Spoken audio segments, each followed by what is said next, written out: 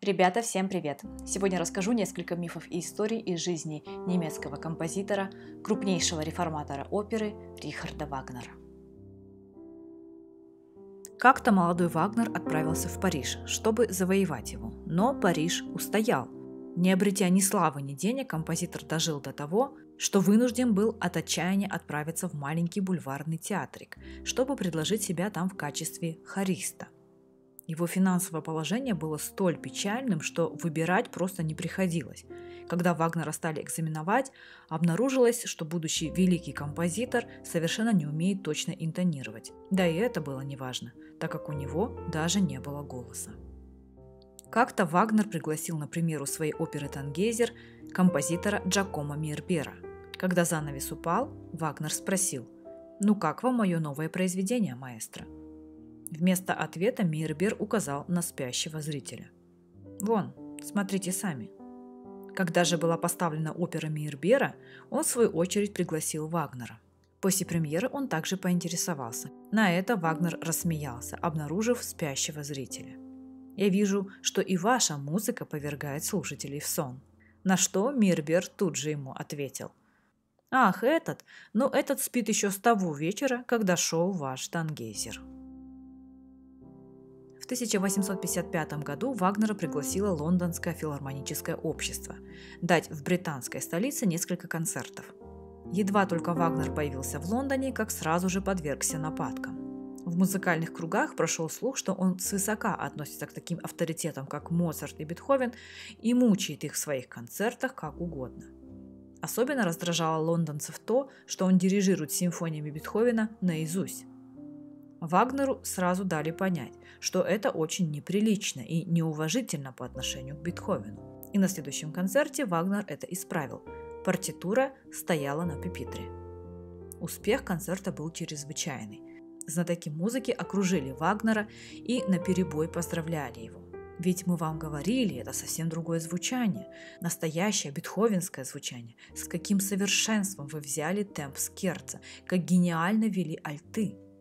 С этими словами один из музыкальных знатоков схватил открытую партитуру и, о ужас, то был севильский цирюльник, да еще и в переложении для фортепиано, к тому же стоящий на пюпитре вверх ногами. Сразу же после знакомства Рихард Вагнер и Роберт Шуман провели вместе около часа. После этой встречи Вагнер всем рассказывал. Шуман – прекрасный музыкант и замечательный, благороднейший человек.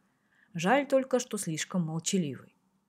Шуман же в свою очередь сообщал своим знакомым следующее. «Наконец-то я познакомился с Вагнером. Он мне очень понравился. Одно только плохо – уж слишком он разговорчивый».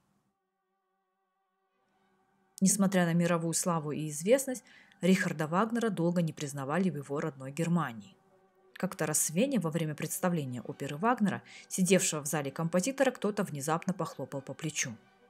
Он обернулся и, так как музыка звучала чрезвычайно громко, крикнул: «Что вы хотите?» И этот господин прокричал: «Господин Вагнер, я вас узнал. Скажите, а не кажется ли вам, что ваша музыка чересчур громкая?» Вагнер приложил ладони к рту и рявкнул во весь голос: «Сударь, это для того, чтобы отсюда меня услышали в Германии». Репетируя в Лондоне с английским оркестром, вспыльчивый Вагнер был крайне недоволен музыкантами. Трубачи все время ошибались, барабанщик играл не вдоль, а скрипки совсем не звучали.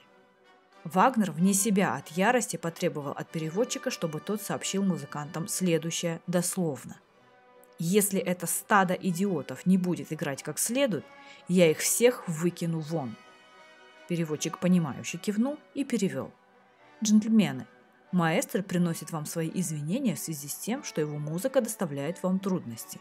Он просит вас сделать все, что в ваших силах, и ни в коем случае не волноваться».